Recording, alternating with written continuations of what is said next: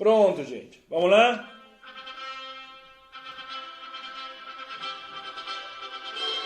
Nossa coluna sonora.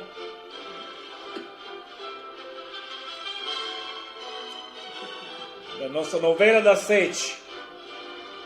Quase das 8. Quase das 8.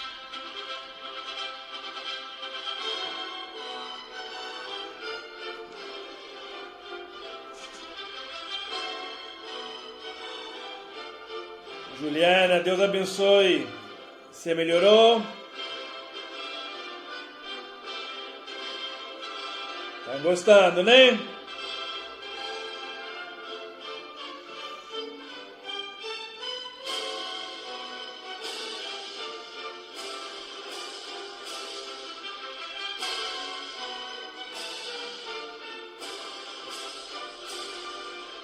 Tá bom, já entramos. Vocês estão bem, gente? Vamos ao próximo episódio, Nathalie. Bom, estamos com muita saudade de vocês. Parece que o tempo... amém, ficamos felizes, né? Que está melhor.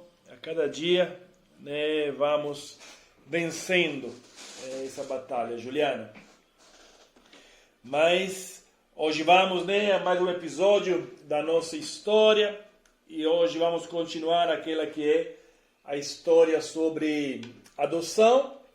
E também queremos contar um pouquinho a respeito daquela que é o outro nascimento na nossa vida.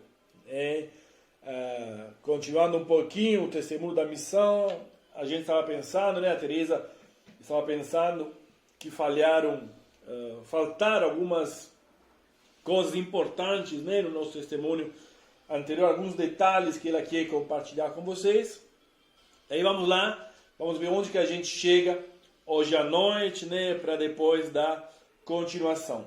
Amanhã não estaremos, né, amanhã vamos estar viajando para Belo Horizonte, né, vamos e voltamos amanhã mesmo, se Deus quiser. E quinta-feira vamos ter uma live de louvor. O nosso grupo de louvor já está lá na igreja, né, ensaiando. E aí quinta-feira nós vamos ter uma live no Instagram e vamos estar ligados com ele numa noite de louvor e adoração. Por isso prepara aí o seu coração. Iremos ter algumas noites assim, né, também para a igreja ir interagindo, né, voltando aos poucos às atividades e Deus permitindo até nós voltarmos, né, a nos encontrar. Repito, o tempo passa e a saudade aumenta, mas cada coisa a seu tempo.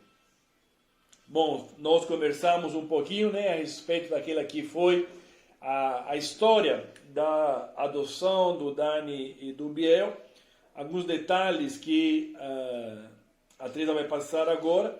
Eu queria dizer também que o objetivo, né, dessas lives é para que nós possamos, primeiro, nos conhecer melhor. Você conhecer um pouquinho da nossa história.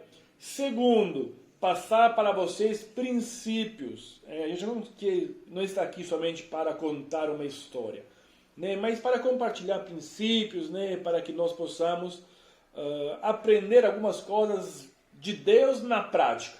Eu acredito que a palavra de Deus é algo de prático. E também para passar um tempo junto, né, um tempo diferente nessa confusão toda. Tá bom? Aí nós vamos lá e depois vamos deixar você jantar. Apesar que eu acho que muitos de vocês, né, jantam por enquanto ouvem a história, né? Mas vamos lá, vamos voltar um pouquinho atrás na história, né? A Teresa tinha dois detalhes para falar a vocês, um em relação ao Dani, né, e outro em relação ao Biel, né? Pode falar. Então, vocês lembram, para quem assistiu o último episódio, né, o Giuseppe teve uma parte que enfatizou muito sobre os detalhes, né, de Deus. Deus cuida de todos os detalhes na nossa vida. E trabalha nos detalhes, né? Mas depois a gente se perdeu um pouco, eu e ele, porque o objetivo era contar um detalhe importante. Vamos ver quem lembra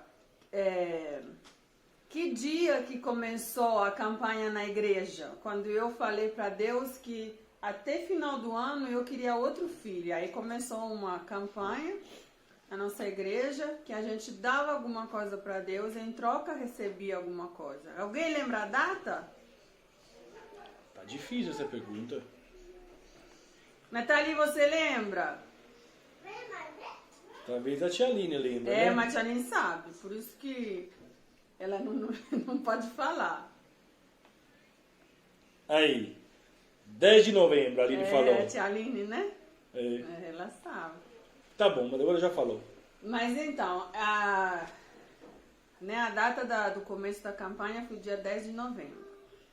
E Gabriel nasceu naquele dia 10 de novembro de 2008. Deus, Ou seja, o dia que você orou, né? que eu Pedindo pedi pra para Deus. Deus mais um bebê. Então, aí Deus cuida dos mínimos detalhes. Naquela noite a minha oração chegou ao céu e o Gabriel chegou à vida, né? Na terra. Deus já tinha reservado ele para nós. Então, isso aí é para relembrar, né? Como que Deus é cuidadoso em todos os detalhes, né? E como Deus, né, Ele escuta a nossa oração, né? Aí, dia 10 de novembro ele nasceu e dia 20, né, de janeiro Ele chegou. ele em casa. chegou em casa. E do Vocês Dani, lembram, você né? Tudo a gente esperou e tal. Do Daniel, eu queria falar de um milagre que Deus fez na vida do Daniel. O Daniel nasceu com um problema nas glândulas suprarrenais. Ele nasceu com uma disfunção hormonal muito forte, né? Um o hormônio. hormônio que chama 17-afidroxiprogesterona. O limite dele era 40. Vamos ver aqui aprender. Como que chama? Tá difícil, não tá? 17-afidroxiprogesterona. O limite dele era 40 e do Daniel estava 1.300. Né? Tanto que o Daniel, na primeira semana de vida, ele ficou internado por causa disso. Esse é um problema muito sério, bem grave. E quando nós fomos buscar ele, né, a gente contou para vocês, né, nós levamos naquele dia mesmo que nos chamaram para o tribunal para casa, eles passaram para nós um cartão e falaram que a gente precisava, o Daniel precisava fazer um tratamento. Cartão do SUS, né? É, mas era o cartão especificamente daquele hospital, onde ele estava sendo acompanhado desde que ele nasceu. E era um centro especializado sobre glândulas suprarrenais, lá em Belo Horizonte. Eles entregaram para nós e falaram que ele deveria continuar esse acompanhamento, que uma vez por mês ele precisava ir lá. E aí foi, assim foi, né? Eu lembro, no dia seguinte, depois que nos entregaram ele já fui fazer muitos exames de sangue. Foi um dia muito sofrido. O tanto pezinho, né? Não, foi... Naquele dia foi lá. Não, ele já tinha feito. O Daniel estava grande, já tinha tudo em ordem nesse sentido, já estava sendo seguido antes de nascer. Tava tudo... Você está confundindo com o Gabriel e com a Greta. E... Bom, ele me corta e eu perco, sabe, o raciocínio. Esse aqui é o meu papel. Mas ele pra você lembrar... Por enquanto você lembra. Gente, para você ver como que a gente é boba, né? Pai de primeira viagem, nós levamos o Daniel num posto de saúde. Não, é isso que eu ia falar, né? Para você lembrar. Aí eu lembrei. Lembrou, aí entrou na minha conversa, tá falando. Aí pode falar. Não, pode falar. Gente, aí nós levamos ele fazer esse exame, ele tinha que fazer exame de sangue. E você vê como que é boba, né? A gente é pai de primeira viagem e tem medo de tudo, né? Eu lembro que se fosse hoje, nossa Deus, eu teria comido aquela enfermeira lá. Isso, pode né? falar isso. Pode muito falar? feio aqui falar isso. Nada. Mas ela tentou tirar o sangue dele, do Dani, e furou ele umas 20 vezes, né? E falava que as veias não eram boas. Picaram ele no corpo inteiro. Né? No corpo inteirinho tiraram ele. Se fosse hoje, eu teria pegado o Dani e teria ido embora depois de 1 minuto. Né? Mas na época eu tinha medo, né? Eu não sabia o que ele ia dizer, né? A gente vai levar ele Mas no final nós levamos ele... Tanto que, na verdade, nós fomos embora. Né? Depois, sem ele fazer, né? Sem eles fazer. Nós recusamos. Nós falamos, chega, vocês já picaram demais. Só que depois 2 horas que eles tentavam, né? Tanto que eles ligaram pro tribunal falando que a gente era irresponsável porque tinha levado o menino embora sem fazer o exame que ele precisava. E no outro dia, a assistente social me ligou. Eu falei, olha, realmente foi um desastre. Acho que não é papel deles, não. Eles deviam fazer outro trabalho. Porque não tem explicação o que aconteceu lá. Eu vou levar um menino num laboratório particular. Podem ficar despreocupados. E nós fomos, né? E fui na hora. E aí, graças a Deus, deu certo. E essa enfermeira, né? Depois tirou o sangue dele, a infância dele toda, né? Aí o Daniel tinha essa síndrome, né, esse problema. E o que aconteceu? Eu comecei a pesquisar sobre esse problema. Nós fizemos os exames, graças a Deus conseguimos fazer o Daniel entrar no nosso plano de saúde com o termo de guarda. E aí foi, né? Nossa pediatra sempre foi a doutora Marinês. E antes de eu marcar com a doutora Marinês, eu liguei para esse centro lá em Belo Horizonte. Eu lembro, era um dia de tarde, estava sozinha em casa, estava eu, Dani.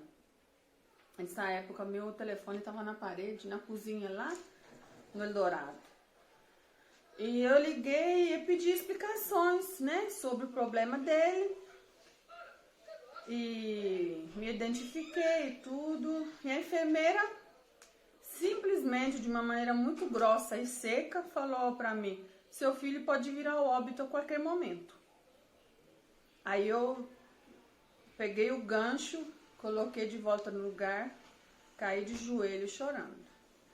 E eu tava sozinha em casa. E foi uma experiência muito dura pra mim, ouvir essas palavras. Pra mim foram enviadas diretamente do inferno, sabe? É o diabo mesmo querendo tirar a paz da gente. Trazer medo, né? Dúvida. Mas aí, o que eu fiz, né? Eu liguei de volta, liguei pro tribunal. Falei, olha, é o seguinte, né? Eu liguei, aí eu contei, falei o que eles tinham me falado. E ela, na hora, a assistente social falou, olha, Teresa, a gente não estava a par dessa situação. A gente sabia, sim, que ele tinha um probleminha, mas não que era dessa gravidade, né? Pediu perdão pra mim. Eu falei que eu tinha que falar com eles, né? Porque a gente não sabe, ainda mais, igual já estava falando, pais de primeira viagem, depois, né, eles poderiam pensar que a gente tinha deixado o menino ficar grave. E não tinha como, porque eram 3 dias depois que ele estava em casa com a gente, que aconteceu isso. E... Quanto que estava o exame dele, você lembra? 1.390. O normal era? 40. 40. Ou seja, muito mais alto, né? E as glândulas suprarrenais, elas descontrolam o nosso corpo inteiro. Sabe? Eu tenho problemas de glândulas suprarrenais. Então, eu sei como funciona. Aí podia ser hereditário? Essa questão. Aí o que aconteceu? Eu liguei, né, e tal, conversei. Eu falei que tinha que pôr eles a par, que eu não tinha nada contra eles. Aí eles me ligaram de volta, o tribunal me ligou de volta no dia seguinte, falando pra mim que a assistente social conversou comigo, falou, eu conversei com o juiz, se você quiser devolver o menino, fica à vontade. Aí eu falei, não, vocês não entenderam a minha colocação. O porquê, né, eu liguei pra vocês. Eu falei pra eles que a partir do momento que eles entregaram ele no meu colo, ele era meu filho. E qualquer coisa ele tinha que eu não soubesse, podia ser do mesmo jeito nascido, né? Biologicamente, e aconteceram problemas. Mas eu senti a responsabilidade, né? De colocar eles a par, porque eu não sabia como que ia ser o dia de amanhã. E aí começamos esse caminho. Nós fomos para Belo Horizonte, né? E realmente eles faziam todos os exames, examinavam ele. E eles estavam avaliando se entrar com remédio que é muito forte ou não. Na verdade, na altura do campeonato, do jeito que o Daniel estava, eles já deveriam ter entrado com esse remédio. E quando depois eu fui na doutora Marinês e conversei com ela, falei tudo, ela falou para mim: Tereza, o exame é muito alto, nós não podemos arriscar. Nós precisamos entrar com esses corticoides. E aí nisso que eu vou contar para vocês, é uma experiência muito pessoal que a gente faz, porque é uma responsabilidade muito grande, porque não era nem em cima da minha vida mesmo, era na vida do meu filho, então é ainda maior a responsabilidade. E eu falei para a doutora Marinês: não, doutora, a senhora pode ficar tranquila, que Deus está cuidando dele. Eu vou esperar mais um pouco, vamos esperar mais um mês, né? A gente volta lá controlando, qualquer coisa eu entro em contato com a senhora, ele está bem cuidado, pode ficar tranquila. Tá bom, Tereza, nós vamos estar orando. E eu tinha uma turma na igreja, eu pedia para fazer jejum, né? E orar em favor da vida do Daniel. E a gente foi na frente dessa forma por uns 5, 6 meses, né? Depois, a doutora Marinês não queria esperar mais, né? Mas ela sempre me respeitou, sabe?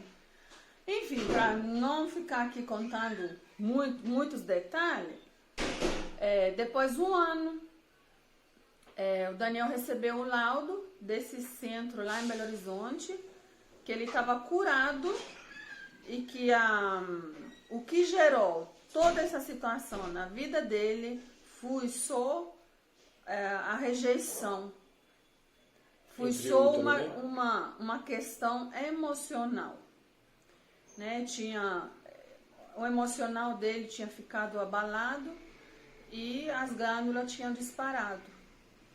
Então, assim, para a ciência, né, quando eles não sabem o que dizer, eles inventam muitas coisas.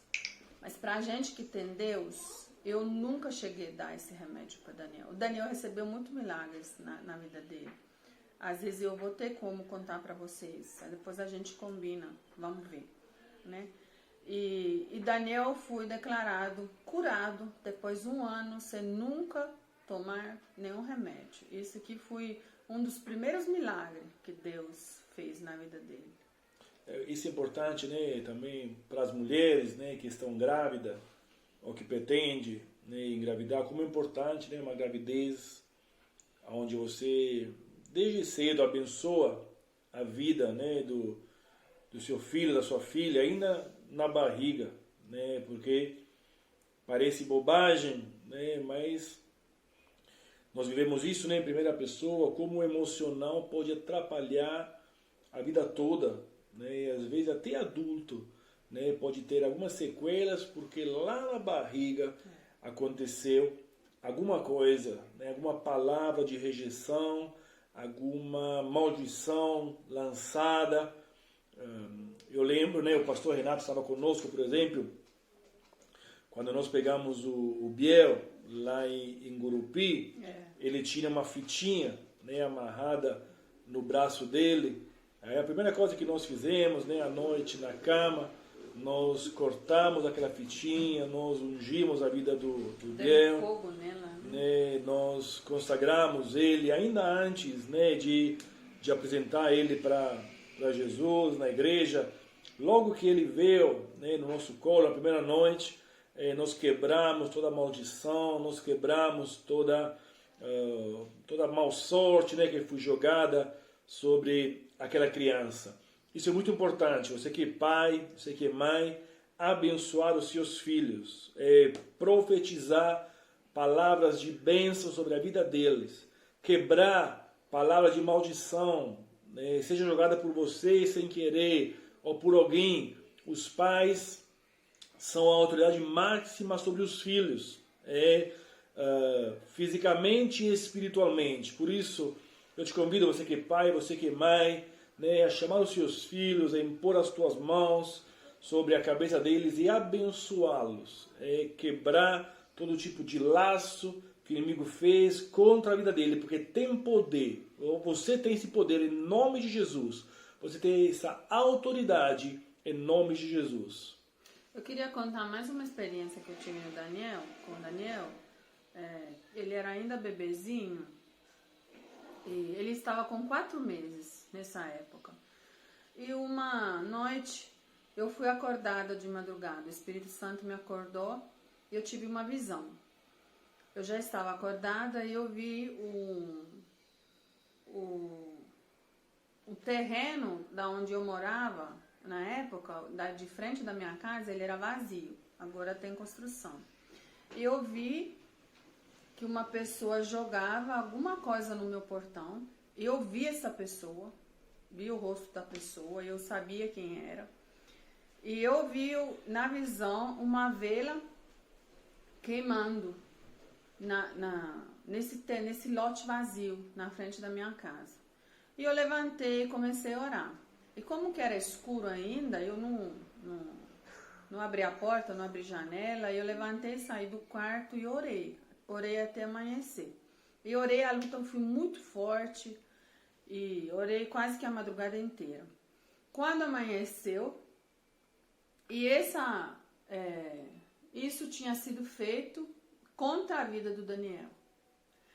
E o Espírito Santo me falava durante a visão que era uma obra de macumbaria feita contra a vida dele, para me ficar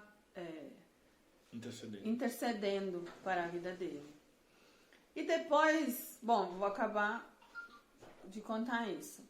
E quando amanheceu, eu abri o portão lá de casa, abri a porta de entrada e desci no jardim e eu achei molho. Molho, fala? Não sei. Achei uns cabelos. Molho de cabelo. Dentro do portão. E lá na frente, no lote vazio, eu saí na rua e eu tava vendo uma fumacinha, tinha uma vela queimando. E Deus já tinha me falado, eu não tinha visto nada, Ele já tinha me mostrado isso em visão. E no outro dia, depois dessa madrugada, a moleirinha do Daniel começou a inchar. E nós tivemos um período de luta muito grande por causa dessa moleirinha. A moleirinha do Daniel virava um ovo no meio da cabeça. Aí nós fomos no hospital uma vez, lembra? Tudo que você pode imaginar. Tiraram o líquido da medula dele. Para ver se era encefalite. Ele fez um monte de exame. Isso inchava e desinchava, inchava e desinchava. Nunca entenderam o que estava acontecendo. Mas Deus estava já no controle da sua vida, a gente sempre intercedeu. E eu sempre pedia, sabe? De tempo em tempo a gente fazia um mês de jejum, oração, só para a vida dele. E as lutas na vida dele foram muito grandes. Né? Mas eu sei que Deus confiou ele no nosso colo, nos nossos braços. Então, ele cuidou, né? Ele achou a melhor forma que ele podia, né? Abençoando a nossa vida, abençoando a vida dele também. Aí, agora, mais pra frente eu vou contar mais um pouquinho, né? Continuando essa história. Agora, se alguém de vocês tem alguma pergunta a fazer, né, sobre alguns assuntos que a gente vem tocando, às vezes, né, a gente conversa muitas coisas, vocês podem nos mandar mensagem, né, tanto no WhatsApp, quem tem o nosso WhatsApp, ou no Messenger, né, para que nós possamos encaixar as respostas na história, né, porque às vezes é interessante, né, a gente tirar algumas dúvidas, e aí dessa forma nós podemos esclarecer um pouquinho, né, aquelas que são também algumas respostas respaldadas na palavra de Deus e na nossa experiência de vida também. Amém? Mais algum detalhe Não, porque senão a gente vai alongar muito, né? Tá bom, aí vamos falando, né? Vamos a gente decidiu, né, de tocar o que acontece. Assuntos. E aí vamos deixar os meninos de lado, né? E vamos conversar das meninas. Mas para conversar das meninas, vamos começar, né, da mais velha, depois vai mais para a caçula. Aí nós temos que falar um pouquinho aquilo que nos trouxe aqui, né? Por que nós viemos ao Brasil? Lembra? Nós contamos na nossa história da missão que Deus tinha nos dado um sonho, uma visão de trabalhar com crianças. E o pastor lá da igreja tinha falado que eu tinha esse sonho. E aí nós viemos para cá e nada daquilo aconteceu. Na verdade, os primeiros meses de Brasil, gente, foram difíceis. Né? Muito, talvez um dos períodos mais difíceis da nossa vida. Né? De insegurança, de incerteza, agora seria muito grande. Outro dia, né, a gente até pode contar essa experiência. Mas o que aconteceu, que Deus nos trouxe aqui para trabalhar com criança. E nós, quando nós chegamos, nós não conhecíamos ninguém aqui em Lavras. Né? Só alemão, a família dele, mas eles nos deixaram na fazenda e voltaram para trabalhar. Né? Foram para São Paulo e nós ficamos aqui. Né? Ficamos aqui nos virando, né? Conhecendo as pessoas, conhecendo os lugares. Isso foi bom, porque dessa forma nós aprendemos logo, né? A conhecer a cidade, a conhecer todo mundo. E aí nós tínhamos esse sonho e falamos: Senhor, nos leva aonde que o Senhor quer que nós vamos começar esse trabalho? Quando nós íamos aqui, nós tínhamos, igual nós conversamos com vocês, né? Como recurso, nós tínhamos o aluguel da nossa casa, que na época era 550 euros, não era? 700 euros. 700 euros? E aí dava quanto real? Era 7 4? vezes 5. 5? É? 7, 35. 14, 28, 7. 35. 3.500, né? Mas esse aqui era a nossa renda, e com isso nós tínhamos que nos manter e manter aquele que era o projeto que estava nas mãos de Deus, né? No sonho de Deus para a nossa vida. E aí nós começamos a rodar. Né? E nós recebemos uma oferta de quanto? 1.000 euros? 1.500 euros? Quando? Quando nós viemos para cá para começar. 800 euros. 800 euros. Né? Ou seja, mais 3.000 reais, mais ou menos, para começar o trabalho. Né? O trabalho missionário. E aí nós rodávamos a cidade, nós não conhecíamos nada. E aí nós, todos os dias, acabávamos lá no Novo Horizonte. Né? O Novo Horizonte é um bairro que fica do outro lado, né, da rodovia, e todo dia nós acabávamos lá naquele bairro. Repito, não conhecíamos ninguém. E aí nós começamos a procurar quem que pode nos ajudar. E aí nós fomos ver as pessoas que poderiam, nós começamos a pensar onde que nós vamos pedir, né, onde nós vamos trabalhar.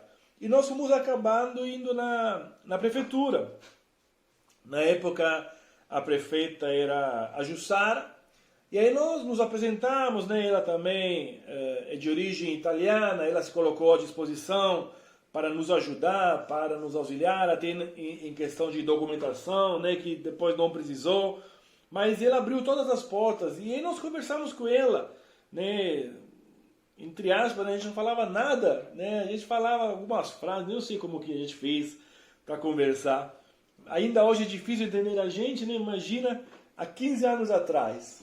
Mas aí nós conversamos com ela, que nós tiramos esse sonho, que nós queríamos trabalhar, e nós falamos: olha, a gente não conhece a cidade, mas todas as vezes que nós andamos e pedimos para Deus, né, qual é o lugar, Deus nos manda ir para lá, né, para esse bairro que chama Novo Horizonte. E se você lembra de um detalhe, no nosso testemunho, né, da missão, o rapaz que acompanhava aquele profeta, né, aquele idoso que profetizou para meu pai, ele deu uma palavra para a liderança da igreja. Ele falou nessa palavra que Deus tinha levantado um jovem na igreja. Gente, acredite se quiser, eu era jovem naquela época, tinha cabelo naquela época, tinha levantado um jovem e tinha dado para ele novos horizontes, né? E a igreja não poderia impedir. E aí nós viemos para cá, falamos com a prefeita e falamos: olha, nós sempre acabamos naquele bairro. E ela falou: olha, efetivamente, hoje, o bairro que mais precisa, né, de ajuda aqui em Lavras é o Novo Horizonte.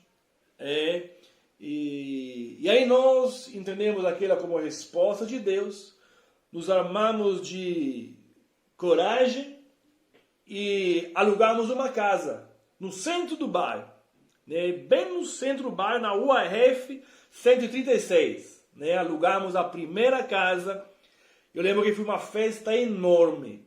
Nós fizemos uma inauguração, tinha 1000 pessoas.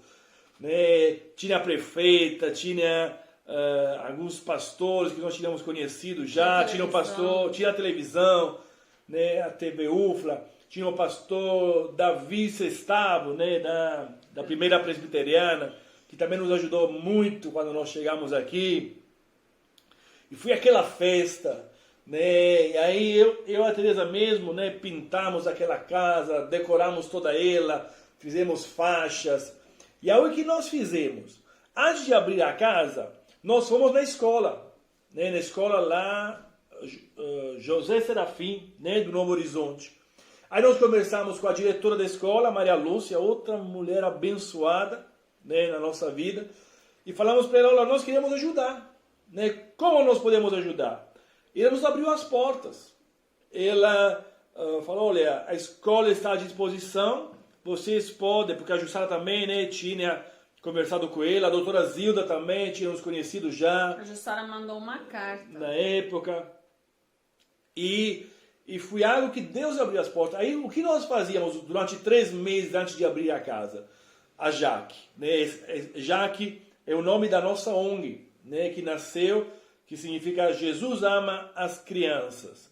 E aí o que nós fazíamos? Nós íamos na escola todos os dias e nós rodávamos todas as classes, dando aula de religião. Era uma né? hora, né? Na verdade, era 1 hora em cada aula e nós íamos lá e falar de Jesus, né? Falar de Deus, do amor de Deus na escola. Né? Aí o dia inteiro nós ficávamos na escola, éramos só eu e ela, né? Aí nós saíamos naquela época, né, 7 da manhã e voltávamos só à noite em casa. A gente começou a conhecer a realidade, né, brasileira e desses bairros, né, mais carentes. Era um bairro mais carente, né, o Novo Horizonte, mas foi algo de tremendamente abençoador, né, porque nós ganhamos o coração das crianças naquela época. E aí nós, repito, dávamos aula, né, lá na escola. Aí nós decidimos abrir a casa. Aí nós alugamos essa casa e a Jussara nos ajudou. A Jussara nos deu todo o material didático, ela nos deu os bancos, ela nos deu as panelas, ela nos deu... cozinheira. Ela nos cedeu, né, uma cozinheira Vigia. e um vigia. A cozinheira da escola e o vigia, eles faziam hora extra lá na ONG. Né, e em troca, nós abençoávamos, né, as crianças do bairro. E aquele se tornou uma parceria muito grande, até com a escola. Né? Muitas vezes os professores nem chamavam os pais, chamavam a gente. Se tinha algum problema, nos chamava, a gente ia lá. Né? E hoje ainda nós temos um relacionamento muito bom, né, com muitos desses meninos. E depois você vai entender por que está contando isso, não tem nada a ver. Mas você vai entender por quê. Hoje mesmo eu recebi, né, uma mensagem de um menino aí pedindo algumas coisas. Eu queria mostrar a mensagem para você aí, né? Esse português é difícil para entender, né? Mas eu entendi. E entrando um momentinho cortando você, já que você gosta. Hoje eu estava pensando nessa fase da nossa vida, né? Nessa época eu tinha 24 anos e o Giuseppe 26. Nunca mais vai voltar, né? Uma época igual essa, né? Por isso que a gente precisa aproveitar tudo que Deus nos dá na mão a fazer e fazê-lo com todo amor, né? Nunca mais vamos ter 24 e 26 anos, com poucas, entre aspas, responsabilidades, né? Sem filhos, né? Sem pessoas assim que dependem diretamente da gente e muitas outras coisas que hoje nós temos, né? Com outra idade, outro físico, nosso corpo envelhece, né? E eu pensava, né? Falava, Senhor, nunca mais vai voltar aquela época. Na verdade, o Espírito Santo me fazia relembrar uma época que eu vivi quando eu era adolescente, na nossa igreja lá de Nápoles. Deus levantou, né? Na época jovem também, hoje um pastor, né? que foi referência, que é referência, né, ainda hoje na nossa vida. Chama Ciro Varquetta. E nessa época, Deus levantou ele para cuidar da mocidade da igreja. E nunca mais teve uma época igual àquela lá. Às vezes Deus estabelece tempos e tem fases também nas nossas vidas que Deus nos chama para alguma coisa em particular. E aquilo lá não quer dizer que vai ser sempre assim.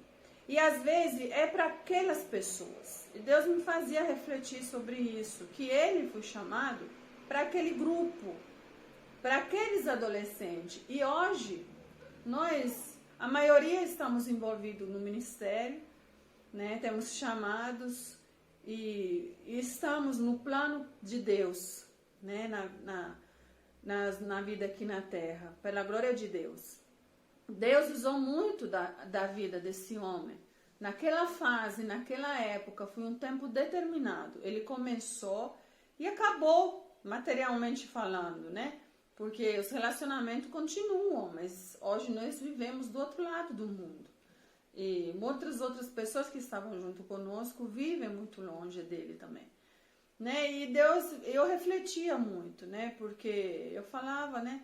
Mas Deus quis aquela turma para nós.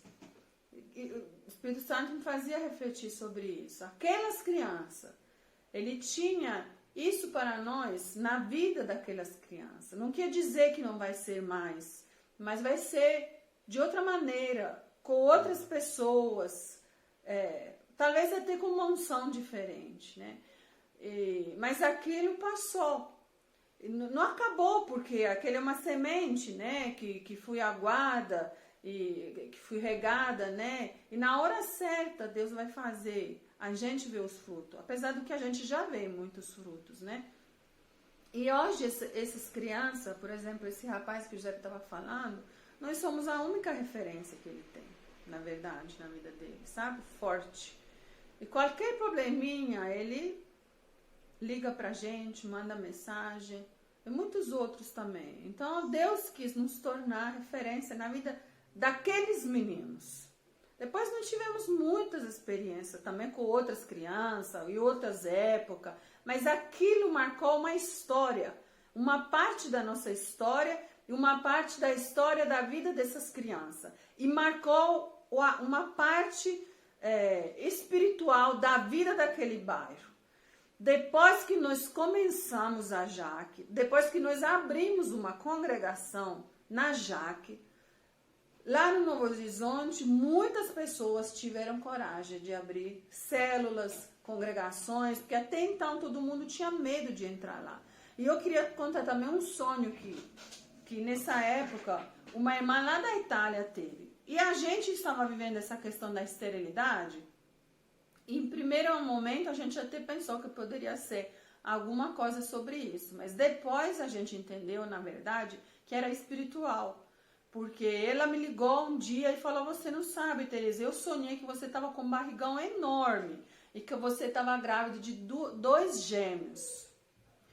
Né? E eu falei para ela: amém, o que Deus quiser seja feito. Mas na verdade, a gravidez era espiritual, porque logo após nasceu a Jaque e a igreja. A Jaque e a igreja nasceram juntinho. Sabe? A Jaque e a igreja nasceram juntinho. Então é tudo um projeto de Deus, né? Que a gente descobre. Um mecanismo, uma engrenagem, né? Uma coisa encaixa na outra. Isso. E a gente vai descobrindo no passo a passo, no dia a dia. E às vezes acontece muita coisa, a gente vive momentos de tribulações, às vezes a gente passa por deserto muito longo, e as pessoas de fora, e às vezes até a gente, né, chega a pensar, às vezes eu saí daquilo que Deus tinha para minha vida, tá tudo bagunçado, tá tudo de cabeça para baixo, e cadê o resultado? Mas aí Deus fala: calma, eu nunca perdi o controle. Tudo está sob o meu controle. Isso faz parte, né? A Bíblia diz que no mundo nós teremos aflições. E a Bíblia diz que tudo cooperará bem para aquele que são chamados segundo o propósito de Deus. Então, todas as coisas, se a gente crê, essa é a nossa fé. A gente precisa viver aquilo que a gente fala, aquilo que a gente crê. Senão não tem, né? Não tem eficácia, né? Só falar não serve a nada. Aí você quer continuar com a questão da Jaque? E aqueles anos foram anos muito intensos para a nossa vida. Nós começamos esse trabalho com 50 crianças. Né? Nós tínhamos 50 crianças divididas em 2 turmas,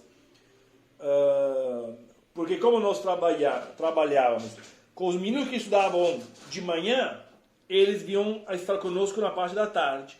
E os que estavam na parte da tarde estavam com a gente de manhã. E aí o que nós fazíamos? Nós fazíamos café da manhã, almoço, café da tarde. E aí, repito, nós íamos lá 7 horas da manhã, voltávamos em casa 11 da noite. Aí nós começávamos 7 horas, aí a meninada já chegava. Aí quem não ia, nós saíamos de lá, íamos de casa em casa para buscar. O que você está fazendo? Né? Vem lá. Aí nós buscávamos, levávamos em casa.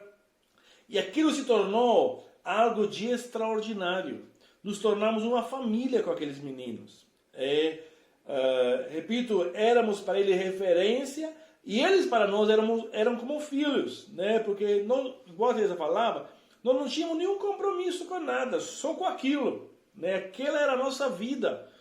E aí nós saíamos de lá, íamos nas casas deles, né, visitar. A gente evangelizava os pais e abrimos uma célula. À noite tinha células, né? Muitos pais se converteram, a nossa igreja nasceu por aí.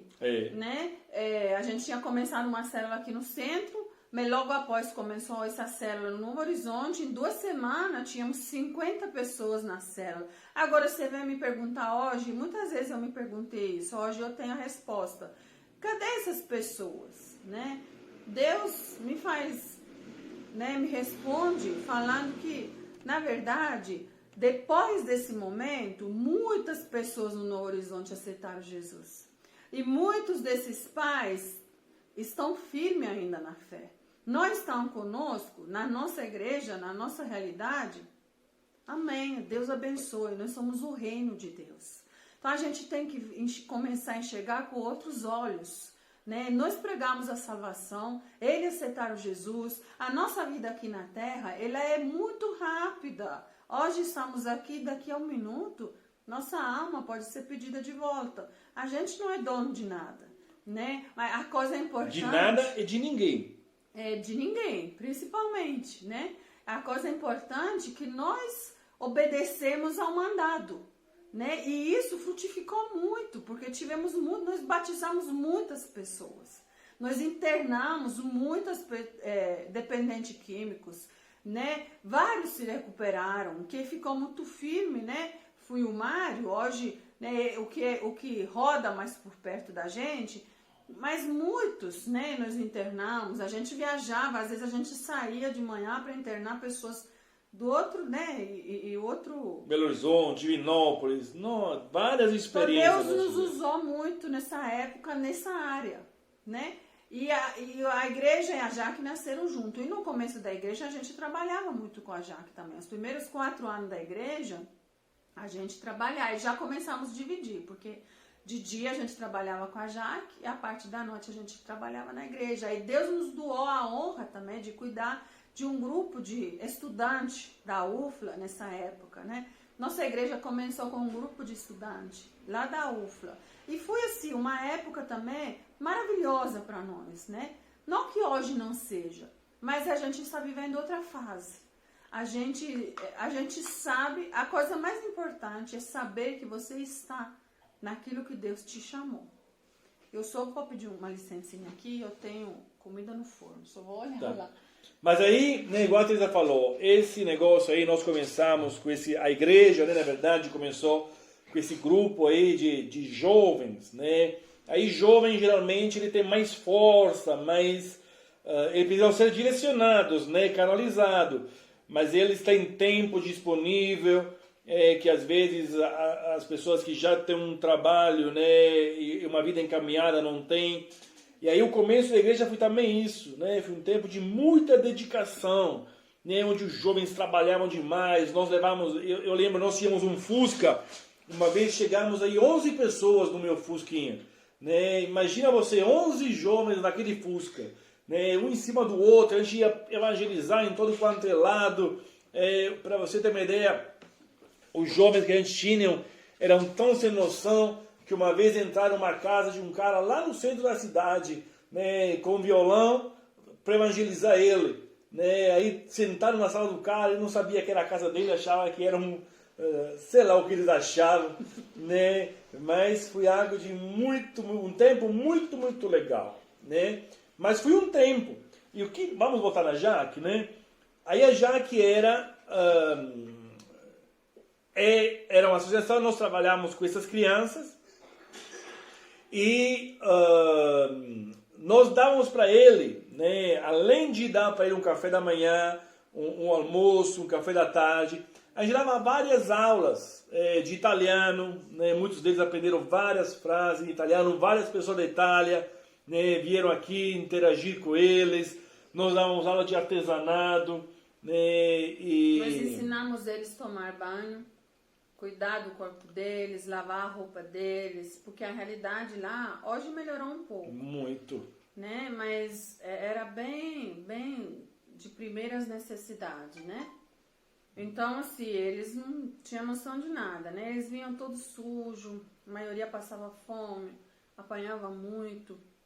E a gente fez uma programação com eles, cada final de semana, um deles vinha conhecer uma outra realidade, para começar semear na vida deles, né, que tinha mais daquilo que eles viviam, né, que Deus queria mais. Graças a Deus, tinham muito que eram bem cuidados, né, nas limitações das famílias, mas eram bem cuidados. Mas infelizmente havia muitas histórias tristes. Mesmo porque nós pedimos para a diretora, depois que a gente acabou essa época lá na escola, que a gente queria trabalhar realmente com aqueles que mais precisavam, né? Então eram os mais carentes do bairro, né? Então assim, era de se esperar uma situação dessa. E no meio dessas crianças havia a Lavinha, né? E ela também, como os outros, né? Passava final de semana em casa. E eu lembro a Lavinha muitas vezes. Teve uma época que todos os dias, quando a Jaque fechava, ela faltava muita aula, né? Na verdade. Eu mandava ela para aula, depois uma hora e meia aparecia a Nai. Eu falava, uai, mas você tem que estar na escola. Uma da regra para você vir aqui é você frequentar a escola. Vou lá conversar com a diretora. E ela vinha porque ela precisava mesmo do aconchego, né? De um abraço, de um carinho. E ela não queria ir embora. Quando a gente ia embora assim que meia fechava a Jaque, ela chorava. E começou essa questão. Aí, a gente morava no Eldorado, pra você ter uma ideia, eles eram crianças de 7, 8, 9 anos, né? E aí nós às vezes encontrávamos lá em casa, fora da nossa porta. Procurando no Eldorado qual era a nossa casa. Eles moravam lá no Novo Horizonte, eles saíam e a pé até o Eldorado, muitas vezes, né? Nós achávamos eles fora da nossa porta, né? Esperando a gente voltar em casa. Esperando no sábado, domingo, muitas vezes, né, chorando que queria dormir lá. E aí, durante um tempo bom, né, nós tivemos esse tipo de trabalho também, sempre concordando com as famílias, né, eles dormiam final de semana lá em casa, de vez em quando vinha alguém e dormia lá em casa conosco. E nesse período a gente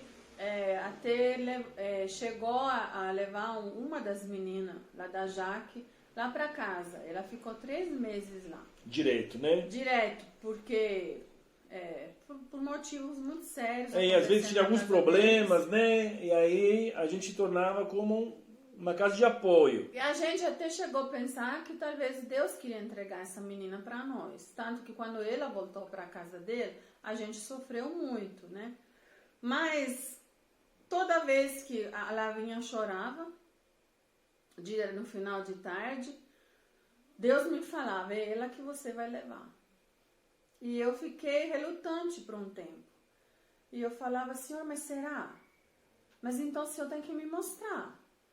né? Mesmo porque depois que essa menina ficou também um tempo com a gente, depois teve que voltar, eu sofri muito, né? E também a menina sofreu. Eu não queria que isso acontecesse, né? Mas então eu queria ter certeza mesmo que fosse Deus. Aí a Sandra está falando aqui, só um detalhe, né? Todos ficaram gordinhos, bem nutridos. Quem que falou? A Sandra. É verdade, né? Todos, a turma da gente era Não, mais... eles falavam assim, as crianças de vocês, dá pra saber Quem são? O São os bairro mais gordinhos do bairro. Diz que andavam junto na rua, junto com as outras crianças, aí já sabia quem era da Jaque, porque eram os mais gordos do bairro. Agora, tinha um em especial, né, que o nome dele era Gilmar. Aí ele era o mais gordinho. O povo dizia que ele era meu filho, né? Que ele parecia comigo. Ele era bem gordinho aí. E ele gostava demais. Aí todo dia, né, a gente brincava. E infelizmente ele foi um daqueles, né, que se envolveu, né, em algo de errado. E infelizmente, né, teve um acidente. E não está mais aqui conosco, né? Mataram ele há 5 anos atrás? 4 anos. 4 anos atrás, né? Mas ele era um dos que era mais apegado a gente, né? Muito apegado. Eles brincavam comigo de luta, né? Ele, o Valdeir, outro menino da Jaque. Eu dizia, era uma maneira legalizada deles apanhar, né? Que eles brincavam com vontade mesmo, né? O Max também estava nessa turminha aí.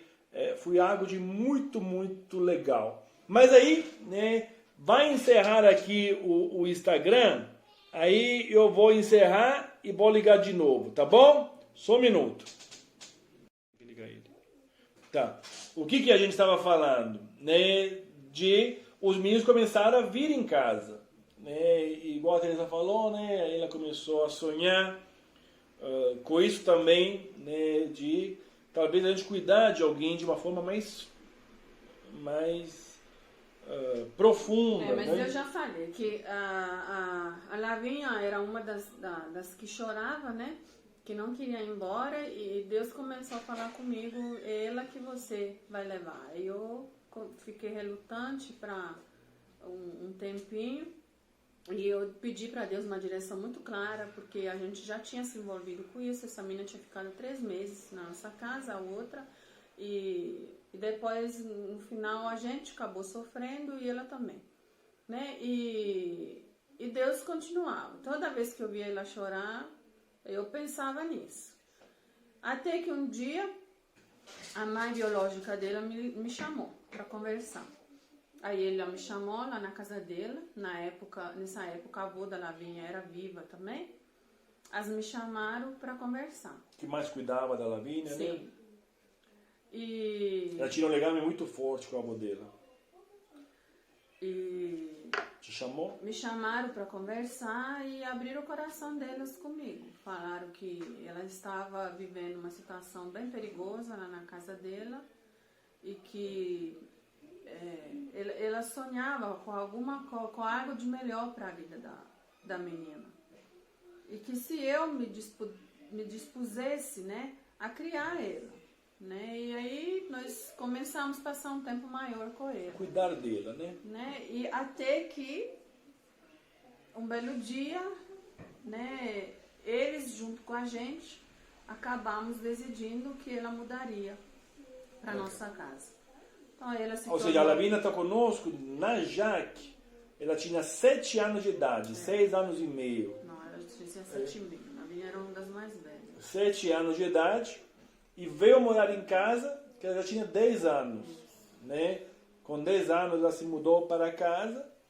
E Daniel e Gabriel já estavam conosco. Né? E Deus, né, também transformou, né, a vida dela. Deus também esteve sempre cuidando, né, direcionando e providenciando o melhor para ela. Ela cursou ensino médio lá no Cefet. A gente estudou no Tiradentes, né? Ela estudou lá fora de casa, lá em... mas estudou um tempo no Tiradentes, aí depois Aqui no Firmino Costa ela também. conseguiu, né, passar num dos melhores institutos, né, federais do Brasil, que é o Cefet, e ela cursou 3 anos, né, lá em Nepomuceno, e fazia graduação de manhã, né, e à tarde fazia curso técnico. E aí, pela graça de Deus... Teve bolsa lá também, de estudo. Sim, Deus sempre abençoou, muito grande. Hoje está já no 7º período, né, de Direito. O sonho dele é ser juíza. Né? Eu lembro dela falar, quando era pequena, que ela queria ser juíza, que ela queria cuidar das crianças, porque ela queria entregar as crianças que precisavam para adoção. Né? E ela ficou firme nesse desejo e ela está lutando para vencer. Eu creio que Deus vai nos dar esse presente, né? Essa vitória sobre a vida dela. Já passou, né, a metade do curso. E ela é muito esforçada, muito boa naquilo que ela faz, né? Já passou para o concurso do município, passou no concurso do tribunal como estagiária, ela trabalha, né, o dia inteiro, estuda à noite. Isso é a graça de Deus, né, nas nossas vidas, né? A gente agradece muito a Deus, né, por muitas bênçãos que Ele nos dá. Amém. Então é isso, né? Eu acho que por hoje nós podemos ficar por aqui. Aí, se Deus quiser, final de semana, né, a gente avisa quando vai ter outra live. Nós vamos contar a última parte da adoção, né, para depois, quem sabe, continuar de algum outro aspecto. Amém? Espero que vocês tenham gostado, né, dessa outra parte.